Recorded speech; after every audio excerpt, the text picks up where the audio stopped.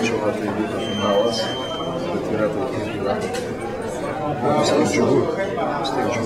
Kiekvieną dieną tokia komanda kaip Ispanija pavyksta.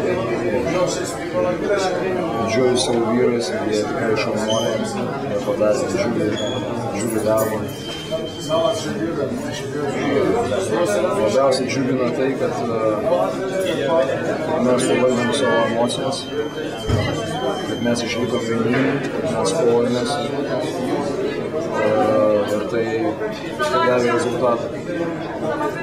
Kažkokiu tai momentu mes pridėjom, jie pametė koncentraciją ir tas davė rezultatus. Be abejonės, sirgaliai fantastiškai norim padėkoti ir palaikykit mus ir toliau. Gerai. Visą partį nebuvo taip svarbu. Buvo čia. Buvo įdėta labai daug širdies. Ir kas komponentai, kas džiugina, mes laimėjom lentą. Mes įmetėm daugiau taškų iš klaidų. Tai Jonas ir kiti kompanija pasidarvavo. Tai mums davė impulsą. Mes pradėjom čia gynybą. Šitie dalykai. Mes neleidom jiems įsibėgėti, nes sustabdom tą greitą. Ir mes patys mažai suklyvom. Tokie esminiai dalykai, aš manau. Paskui momentumas pasikeičia. Man tas šaunuolis visas rungtynes išlaikė, tempas buvo aktyvus.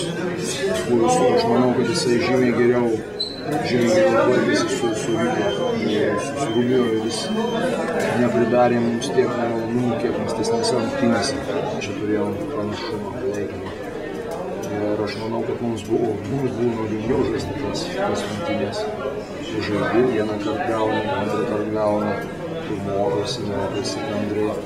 Aš mačiau, kaip vyrai brendė po to, kaip jie pyko savęs už tai, kad mes pralošėm, kad pralošėm tas dvi rungtynės. Šiandien viskas virto labai teigiamai. Mes esame paprasti vyrukai iš Lietuvos, bet labai norintis ir labai sunkiai dirbantis. Prancūzų komanda nors ir netekusi savo žvaigždžių, kaip ir mes, bet jie labai atletiški. Jie turi daug vienodo ūgio žaidėjų, naudoja daug keitimuose.